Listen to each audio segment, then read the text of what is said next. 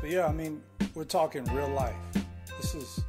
We're talking to real people about real things, discussing real problems, coming up with real solutions. This is our life. This is my life. This is real life.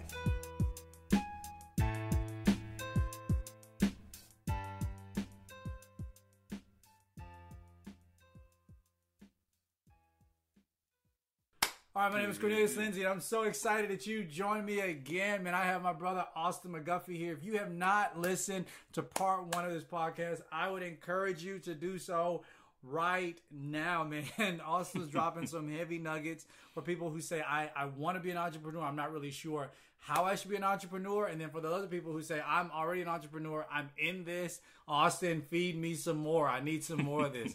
So in the last episode, Austin he introduced himself. 25 years old. The guy has he and a business partner. They have already opened up their own business. If you can kind of explain what it is that you've already done now as an entrepreneur, and then we kind of jump to the rest of it. Yeah. So the biggest thing is the indoor trampoline park / paintball facility. So I'll put this out there. We had no business doing this. I'll be honest with you. I mean, we could have went much smaller, but we went for the $1.5 million business. Right. We had $0 to get started, and we just... You had $0 to get started. We had $0. I had $0 and about 5 people that I know with good credit that I could talk into leveraging their lives on my dreams. So, that's what it was. So we just opened. Grand opening is this weekend. What's the name of it?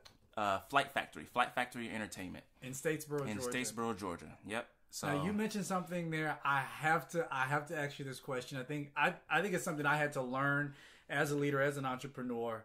But I think it's something that you mentioned this, and it was about buy-in. Mm-hmm. You mentioned this, and this is like, if you're an entrepreneur, if you're a leader, you understand the law of buy-in. Yep. And you mentioned that you knew about five good people who had credit, who had good credit. It's like, all right, and you convinced them to buy into what you were doing. The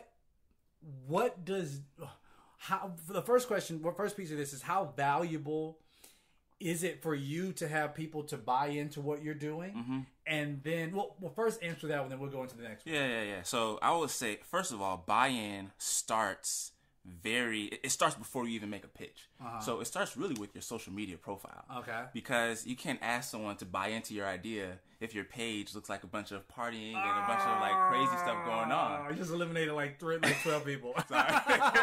I'm serious. So go through and clean up your social media profile. Yeah. But no, I think buy-in is it's the most important aspect of being an entrepreneur, because you can't do anything alone. Right. And you always have to have people who are not only monetarily invested in you, but who are physically invested and willing to give you their time to help push your dreams into reality. So that was really big for me. And one of my good friends from college, he always says to me, Austin, your name is good in the streets. So whenever I put something out there and it's coming from Austin, it's like, okay, I know it's real. I know I'm going to get my money back, probably. and I know that he's going to do his best to make this a good experience for me. Right. So basically, to get the buy-in, it was just me making phone calls, me being excited about what I had to offer, and giving people facts, you know? And you started with the people you knew. Yeah, people man. Who knew you first. Yeah, you started in your warm network. I didn't go outside of people that I socialized with on a consistent basis. Mm-hmm. So family and really good friends, it was, listen, this is the business I'm starting. This is how much money we can all make together. You guys trust me. You know how passionate I am. Let's do this. Wow. And so in essence, people bought into you. That's really what it is. People don't care. Like, with your idea, it's 75% who you are, and the other 25% how good your idea is. So for me, if someone comes to me and saying, hey, Austin, this is my idea, I'm going to ask you more questions about yourself than to ask about your business, because I want to know about your personal habits. I want to know about how you are with your friends, because that's going to tell me how hard you're going to work. It's going to tell me how you're going to treat our potential employees after we hire people. And if I can't support you, then I can't support anything that you do. So that was it for me, was just keeping my personal equity up enough for people to, trust me. I like that, keeping the personal equity up. Now, segue into this as well, kind of going on the flip side of this. What happens when the people who are the closest to you don't buy into what you're selling? Yeah. So my grandmother, she, I tried so hard. Yeah, man. I gave her the sob story and everything. And this was around the time we were in the middle of a lawsuit. So I was like, Grammy, I'm about to get sued. Help her brother out. And she wouldn't budge. So with people like that, it's, I think that it's important to always leave that door open. So I never got sour. It was, hey, you know what? Regardless of whether you give this to me, I'm going to succeed. Right. And regardless, I'm going to love you. And what that does is it just leaves the door open for the next opportunity. Right. Because next time I have my next idea, I'm going to say, hey, look, Grammy, I just made this much money and I can do it again. Right. And I have proof of it. So now come back and show me. So rejection is going to happen. Right. People are going to tell you no. I had several no's.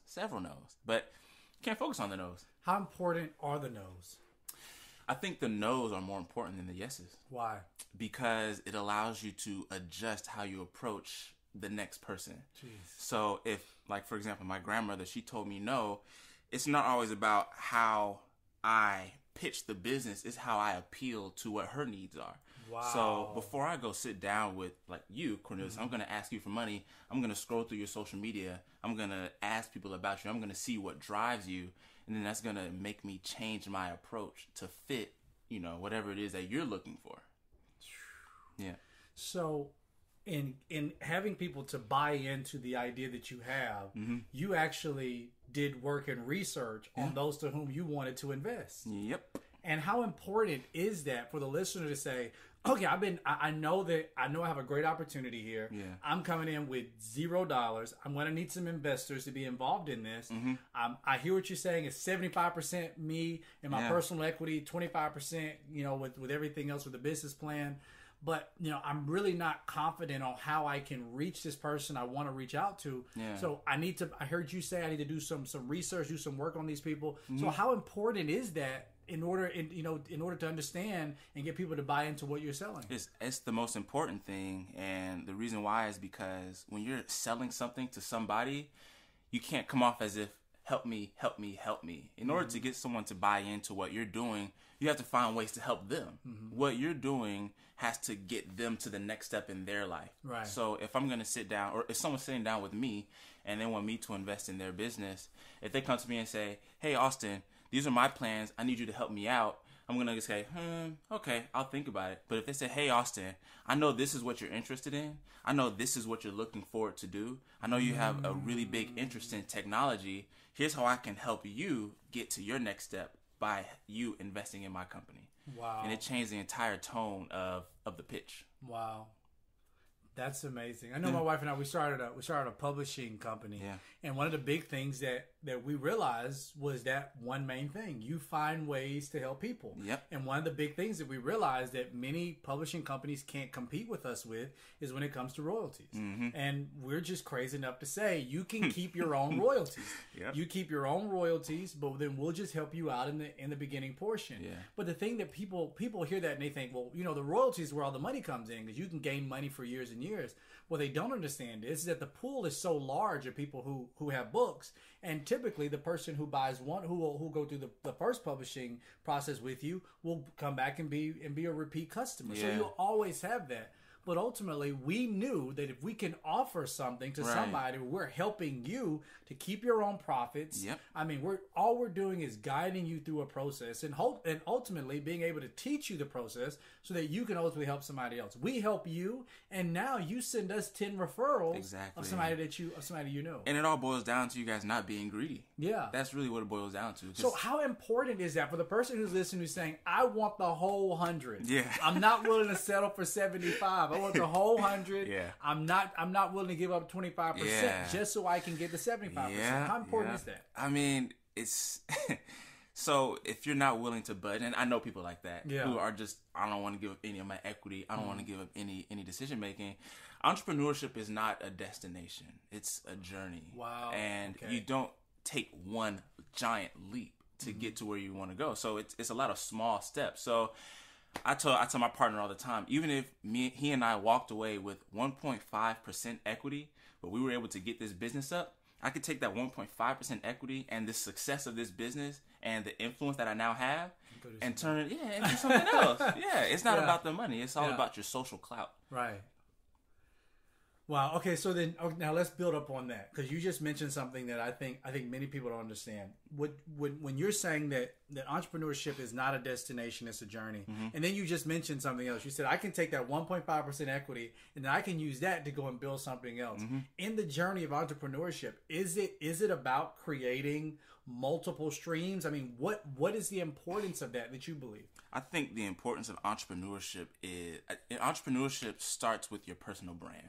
I think that your multiple streams of income should all center around your whatever it is that your expertise is. Right. So instead of me saying, hey, it's my entrepreneurial journey to go and be a contractor and an auto salesman and an investor, and I'm going to do graphic design and have a bunch of different distractions, versus me saying, hey, I'm Austin McGuffie and I am an entrepreneur, and what I focus on is building up, Christian entrepreneurs, right, or whatever the case is. Then I can take that core offering and I can say, I'm going to do consulting here. I'm going to do financial consulting here. I'm going to start a business that offers, something in a similar realm. So my journey of entrepreneurship is going to be me spurring different products from my core offering, which is still being developed as we speak. Right. Versus being distracted with a whole bunch of different, processes. Right. So having it all just kind of flow out of one place. Absolutely. Now, the heavy hitters out there, they say that the average millionaire has at least 7 streams of income. Yeah. And I know I did a video on my wife and I, we have a YouTube channel called Link Cross Academy, where I actually taught, I think it was 7 or 8 different streams of income, just easy ways nowadays. The internet has made it so easy to make money. It's ridiculous, and it's legal money. I'm not talking about this illegal stuff. We are not selling street pharmaceuticals. Buy into the blessing move. Yeah, we're not doing that. But the big heads, they say that the average millionaire has at least 7 streams of income. Right. And I think that you kind of alluded to that. And I can take 1.5% equity here. I still have equity here. I'm still going to make some money. I still have a stream that's coming from here. And now my goal now is to go and build a new stream over here. Yep. So the person who's listening, who's saying, I'm putting all of my eggs in just this one basket, what would you say to that person? I think if you're starting, I think putting all your eggs in one basket is probably the best thing you can do. Okay.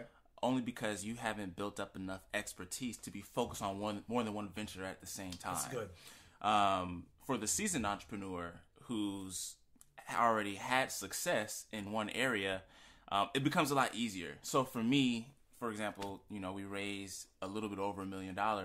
For me to go and do that again is going to be 10 times easier than me doing it the first time. So I can do that while focusing on another stream of income. But if you're getting started on like your first business, it's your first time, I think it's important to devote all of your attention to making sure that you have one business flourishing before you divert your attention to something else that may distract you from turning that into your primary source of income. So in the beginning, focus on what you're doing, build up the expertise in that, and then start building somewhere else. Yeah, absolutely. And then if you have, one offering, like if you're like a web developer and you have graphic design skills, then it's different because you're still offering one thing. You can design websites and do graphic design for the same kind of website. Right. That's all built into one stream. It could be 2 separate streams of income, but it's all around one primary focus. Right. But to go and, hey, I'm going to do a trampoline park. It's my first time doing it. And then say, oh, I also want to start a car company. It's very difficult to start more than one business at a time when you don't already have that experience. It's hard to start one business alone. That is true. I can't imagine I can't imagine doing 2 at the same time. My wife and I, we have like 14. Yeah, you guys are... It's bananas. It is bananas. We have like 14 businesses. We do. But I mean, we make sure we structured it all well. But that's a whole new podcast for another time. Because you got to make sure your taxes and stuff are right. Because if not, they will come after you, and those tax bills will be massive. But nonetheless, I wanted to also mention, we're talking about the 7 streams of income, there's two different type of incomes out there. You can either have passive or you can have active. The average person has an active stream of income. That is where you have to actively be there in order to make it happen. Like you have to be at work and you have to work the job. If you're sick and then you can't use a sick day or vacation day, you don't get paid for that because you weren't there. So it's an active form of income. Nothing is wrong with that. You can make $300,000 a year, but it's an active form of income. If you're not there, it doesn't happen. I think my wife and I, even as preachers, we travel, we speak, and even, we do motivational speaking and stuff like that in certain places that don't allow for us to use the Bible. When we go places, we could make money. The only problem is if we don't show up, we don't get paid. That's right. And it was very clear to us in the beginning that this active form of income is going to get very old very quick. So we were like, okay, we have to look into passive. And passive income is where you don't necessarily have to be there in order to make it work. And I think a lot of times people get caught up in what should I do when they don't look at what they're already doing and see where the other gaps are. Like I was talking to somebody, it was a week or so ago. She runs a bakery business, and she's just like, I have to be there. It's a very active form of income. She has to do it. I mean, even if she franchised in the very beginning, it's going to be extremely active because she has to make sure the branding is right. She has to make sure the stuff tastes the same. I mean, the recipes have to be on point. Once she gets it up and going, though, it's smooth sailing. The only problem is that only leaves her with one stream of income, which she's going to have to split up in some ways in order to pay the employees, in order to pay the insurance. I mean, it's going to be a lot. You gotta pay the building. I mean, it's a lot. You got rent. You got a lot of stuff you got to pay. So then we sat down and just kind of have a conversation. My wife and I and her. We sat down and have a conversation about the importance of residual income. And then we started to give her ideas like, hey, you got YouTube out there. You can get out there and you can tell people how to make your cakes. You could sell your recipes online and just put them up there and people can download them. So talking about different ways that you can make money while you sleep and having that entrepreneurial type of mindset. Most people don't have that. Let me ask you something, Austin. Be very honest with me, very frank, very real. Can somebody develop that type of mindset? Yes. Tell me why. I think that, again, that type of mindset can be developed out of desperation. So I'll give you a perfect example. There's been a lot of hype. There's something out there called the 2017 Flip Challenge. And what it is you grab Amazon, eBay, and any other marketplace online. So if you look at something on eBay, you may find it for $15. You go to Amazon, it's priced at $25. You can buy it from eBay, sell it on Amazon without even touching the product, and make $10 in profit. So, and it's very practical. It's very easy. You don't have to front a lot of money to do it, and it's easy for the average person to do. Entrepreneurship is a skill. It is a skill that some people are born with, but it's something that can be developed over time with practice. So doing something practical like a flip challenge, like flipping something from eBay to Amazon, you learn so many core values in entrepreneurship. You learn how to basically buy low, sell high, market research, knowing the product that you're selling, and ultimately making a product from your activities.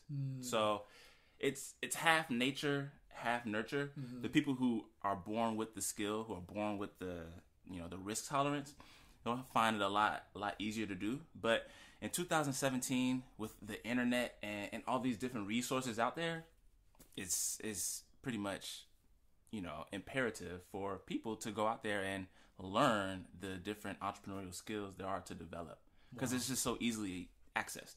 And that's the last question I have for you on this particular episode. How important is it to have, is it important for you to have a mentor? Did you have a mentor, somebody to kind of lead you and guide you through this process? Or, I mean, you're shaking your head no, so I'm guessing that is a big, nah, bro, I have nobody to help me. So, I mean, would you say it's important for those people who are out there, they're waiting for that one person to kind of hold their hand and guide them through the process? I mean, brother, it sounds to me like you just set them free. I think that mentorship is, it's not something that you rely on. It's great to have. It's so great to have. But I've had several people that are in and out of my life who would say they're my mentors. Wow. But, sometimes they're just hard to get in touch with. Other times, they're just very busy, and it's hard to rely on them to give you the knowledge that you need to get to the next step. Also, in 2017, with the internet, I have a lot of like digital mentors. Right. So there's all kinds of content out there, including this podcast, where you can go and get the resources you need without having to have that one-on-one, connection. So you can go look up someone like a Gary Vaynerchuk, who is has like a really great business, and he has tons of content out there. Any question you have about entrepreneurship, somebody else has asked and he's answered. Wow. So instead of waiting for people, like in real life, they're great to have, but it's not something to wait on. Right. And then on the flip side of that, there's nothing better than going out there and learning things on your own and failing. I love failure. It's so good. Are crazy. It's so good. It's so good. You learn so much through failure. You learn so much through struggle. Right. And when you don't encounter those things, it's almost like it's like a bubble. You build this bubble, and then when there's no struggle involved and there's no learning, it's gonna pop because you haven't learned those hard lessons. So going out there and chasing failure and chasing the struggle, it's what's gonna get you to the next level. Wow. I love to fail.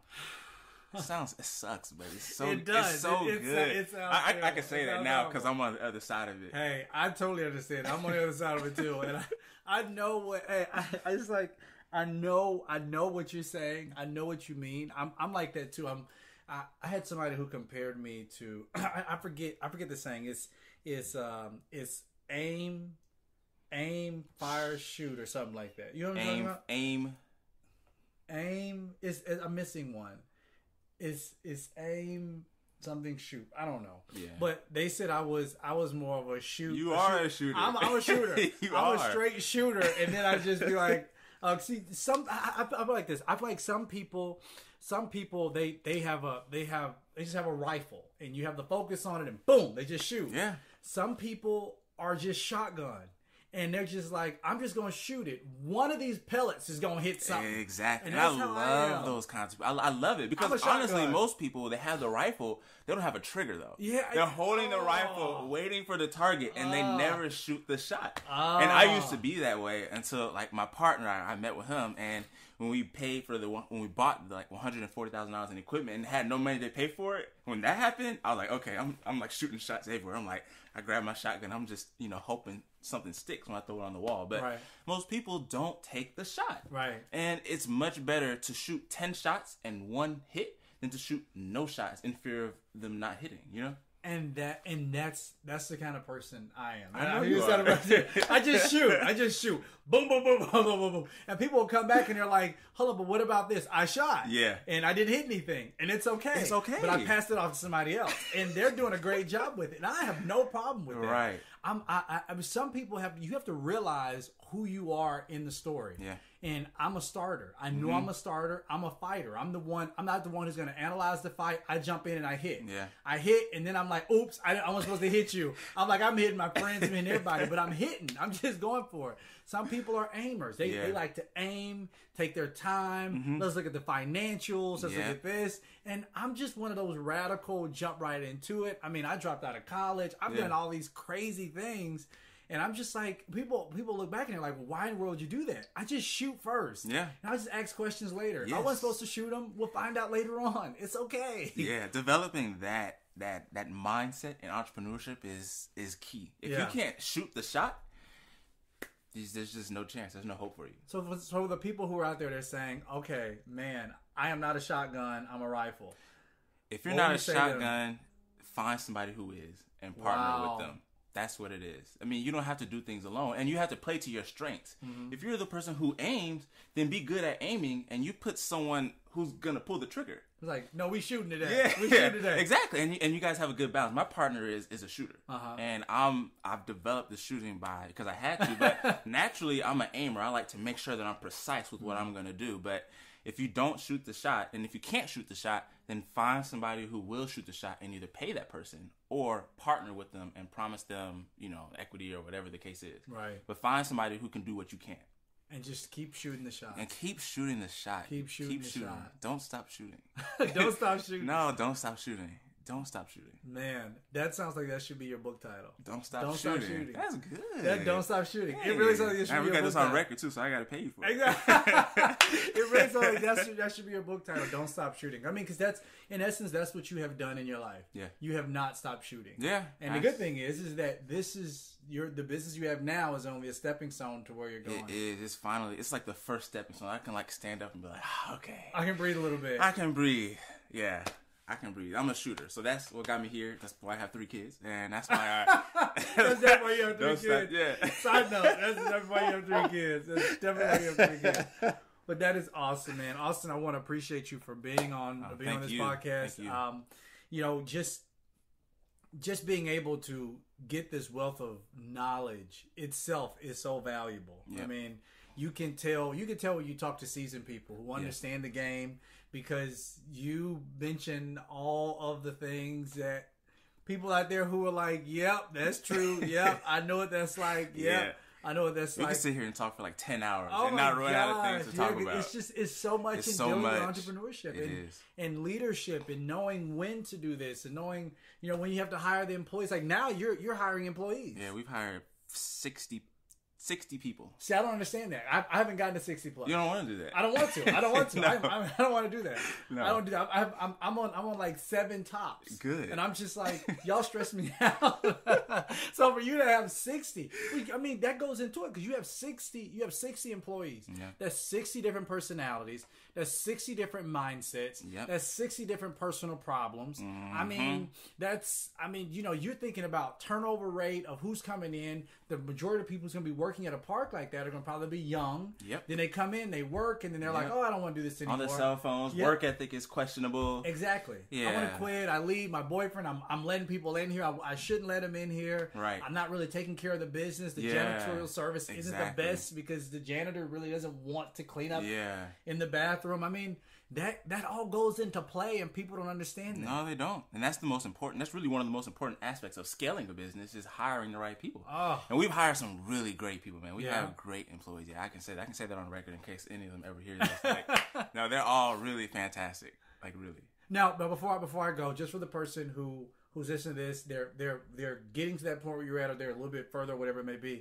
and they're saying, okay, I'm at this point where I want to know how to hire the right people. How do you know the people you hired were the right people? Yeah, so we didn't have interviews. We actually had auditions. So we sat 25 people in a room at a time, and we played games. So we let people feel comfortable, and we got to see who people were, who their natural selves were, so that we know how they're going to interact with our guests. We know how they're going to interact with us. Because you can sit in an interview with somebody, and I mean, you know how interviews are. I'm going to be like the best person in the world. And then on my first day, I'm going to be like, man, forget this dude. I don't know what he's talking about. So we put people in a very comfortable environment, and just said, come in here and have fun. So play games, and the games were structured to where they pull certain personality traits out of people. And that's what we look for when we were hiring people. And then the second thing is to hire someone based on what their passions are. You know, make sure it's a good fit for them. So a lot of the people, they were great, and they really wanted to work with us. But it was like, hey, I don't think this is going to be good for you. I think because some people, so we're an entertainment facility, and someone who was in the room who's great at processes, probably very reliable, but they don't feel comfortable interacting, this may not be the best place for you, because you may not be as comfortable as you need to be to perform at your highest level. Wow. So it's not just figuring out what's going to be good for me, but I need to know what's going to be good for you, because ultimately what's good for you is what's going to be good for me. That's amazing. Yeah. Finding the right people in the right places with the right personality. Exactly. It all boils down to personality. People can be trained. Right. Certain skills. I mean, you know, I'm proficient in Microsoft Word on my resume. People can be trained to do those hard tasks, but you can't train someone how to be courteous. You can't train someone how to be respectful and on time, and, you know, all those soft skills that you need to really take your business to the next level. I'm telling you, man. Y'all hear me? Y'all mark my words. If he doesn't come out with this book, Don't Stop Shooting, then don't stop shooting. I really like that. I love it too. I mean, I see the cover, I see everything. You got to make sure you go do Lynn Cross Publishing to help you. Oh, but of course. But also, I want to appreciate you for being on this podcast. Thank you. Brother man, keep going. For all of you who are listening, make sure that you tune in again. If you have any family, friends, uncles, cousins, all them people who you know could really benefit from this, please make sure that you share this with them. Share it on your social media. Please hashtag this. The hashtag symbol should be on the last part of this particular episode. I appreciate you. God bless you. And I cannot wait to see you or for you to hear this again. God bless you. Bye.